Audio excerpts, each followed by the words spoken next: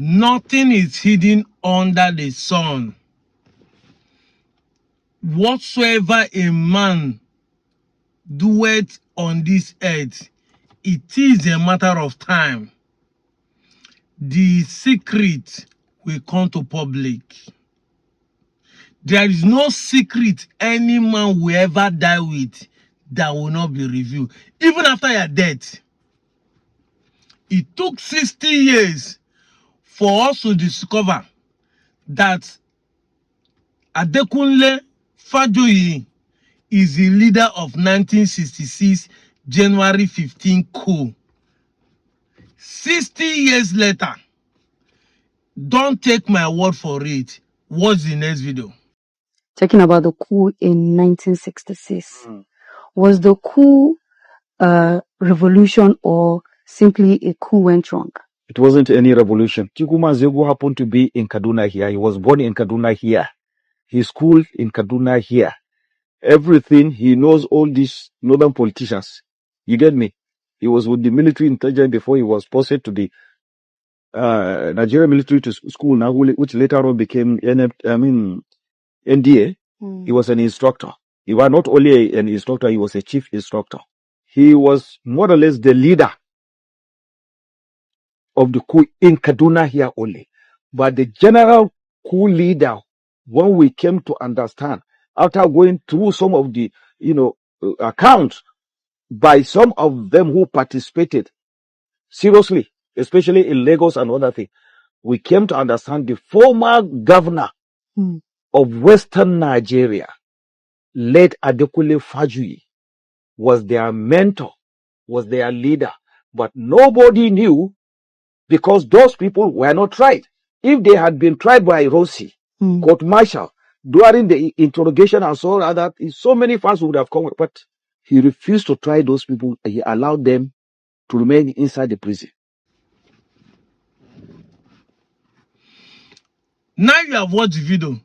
Before I proceed, Ndigbo si n'afọ onye na-eso ya.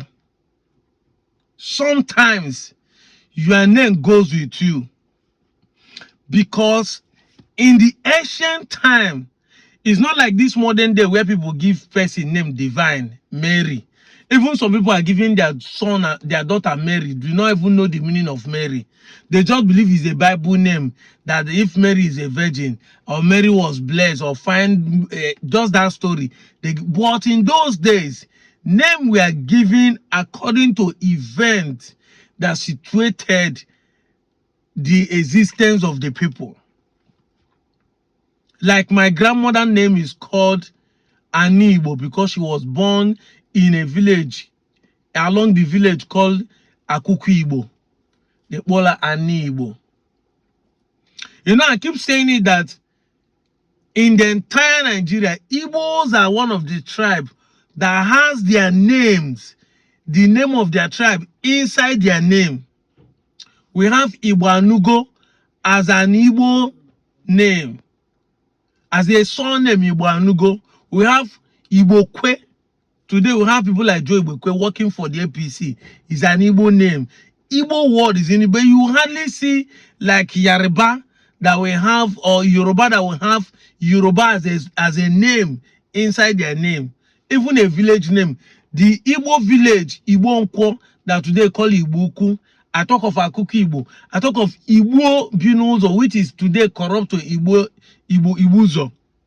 There are so many names that you will find both as a surname, as a village name, with the name Igbo attached, either as a prefix or as a suffix. But other tribes in Nigeria, you hardly find their tribal name inside the name they bear. Using Yoruba as a typical example. Even using Bini as a typical example. But let's go with the one I'm dealing with today, which is Yoruba. The word Yoruba that was later corrupt to Yoruba was given to them by who? By the Fulanis. Why did the Fulani call them Yoruba? Because the Fulani discovered that the Yorubas are cunning in nature. They are crook, they are crafty, they are chameleon. They can deceive, they can pretend. And that is why some people, some of the Yorubas don't accept they are Yorubas. They will tell that the old Oyo empires are the Yorubas, that they are not Yorubas. I'm an Ijabu man, I'm not an Yoruba person. You hear them saying it. Even though that the whole West is time to be an Yoruba tribe. But when you go to some of them that understand where the name was derived from, don't want to accept it. And we are not making this as a attention to cut division, but I'm just giving you this fact to know why the name still show in the character that some of them exhibit. Yoruba, cunning, crafty. You heard that video. That was retired Major General Bashir Galma that was making that assertion. That when they make inquiry from the account of those who are still alive after they have killed others in the civil war, because people like Nzogu them die in the civil war. Nzogu then die in the civil war. Then after then they discover that Adekunle Fajuyi is the leader and the planner of the coup. Now it will not make sense, but put dots to dots. Get information here and here, you begin to make sense to you that this man could actually be, because everybody see Fajuyi as a selfless leader, as a hero. When Aguiyi climbed into the throne, Fajuyi became his bosom friend. You'll be wondering why. To the point that when Ironsi was about to be murdered, cold-blooded, in the counter coup of 1966, July, Fajuyi decided to say, I will not leave my friend behind, I want to die with him. And for that selfless reason, everybody see him as a hero. A man who trusted an outsider more than he trusted his people. But because nothing is in under the sun, there's an intention that made him to sacrifice himself at that point. Yes. If you remember, the coup plotters of January 15 said the intention was to install Awolowo. Exactly. The intention was to remove Awolowo from the prison and made him the president of Nigeria. Now, ask yourself a question. You know that these people, we said that the coup was led by the Igbo people. Why must Yoruba man be the one they want to install? And why did, when they bring them out, Aguiyi refuse to try them? Because Aguiyi know that if they try them, this Fajuyi will be indicted. And that was why Fajuyi automatically became a bosom friend to Aguiyi, because he covered his loophole. He covers his atrocity. He covers his weakness. Don't take my word for it. Make your research. This is why they are planning that they want to remove Awolowo to become the president of Nigeria if the coup have succeeded. So you heard him that people are saying the only anger that the North have is because now Zogo executed his home well by killing Sadana of Sokoto, Ahmadu Bello. That is the only problem the North have. That he killed their own. And they fear that others did not execute their own. But that is not true. In fact, history shows that Nzogu is more of a northerner. That's why they put Kaduna in his name. Nzogu is more of an Hausa man than as an Igbo man. People say he was trained in Sadona House.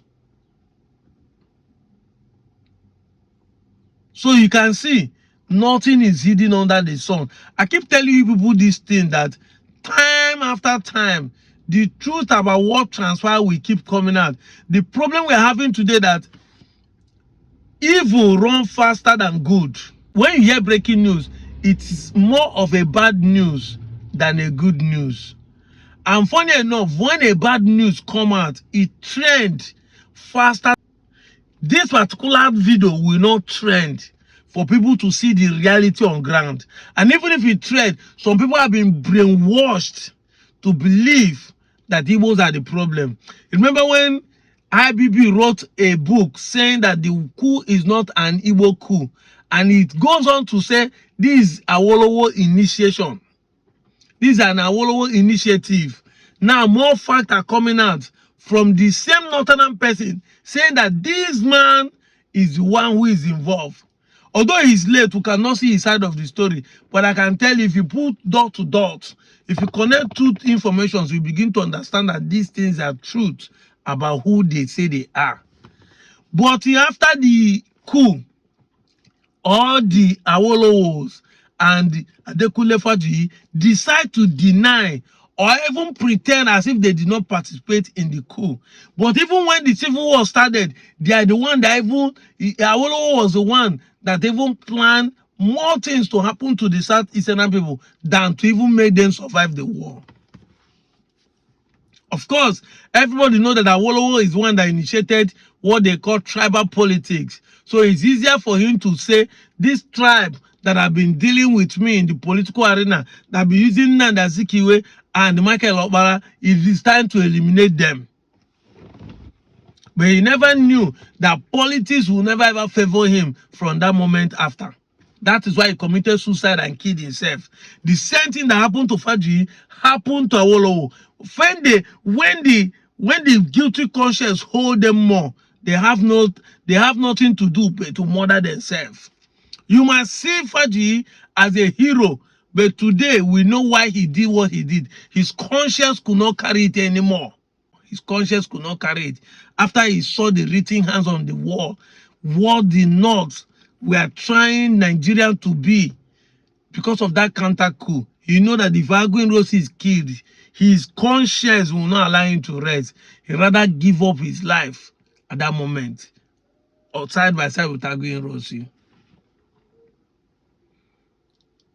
The only problem Aguiyi Ironsi have is by not trying those men, because if they have tried them within that 6 months, if they have tried them, as they're interrogating, as this man said, those men, some of them would have said, there's some junior staff, some of them would have said who led them or who planned the coup. Anyway, these are facts about what happened in the past. We're not making this video for you to hold it against the Yorubas, or if we're holding the North or the South. We're making this video because we said, if Nigeria have to move forward, we all have to come to embrace the truth that Ndigbo is not Nigerian problem. And everybody in their books have written that part of the reason why the coup of 1966 January was done was because there was a coup planned to happen in 2 days later, which is 17th of January 1966, which is supposed to be a GR coup. And this one was done to counter it. Today, 60 years later, there's a jihad militia going on the rampage, killing Nigerians, including the Yorubas. 30 Obas have run away from their kingdoms in West. I hope you can now see that what an Igbo man saw 60 years ago is now what is happening today. What he saw 60 years ago and was trying to prevent, when I kill them, they use propaganda, finish the whole thing. They murdered the Igbos, unalive them, fire everybody. Over 7 million people, both displaced and dead, directly or indirectly.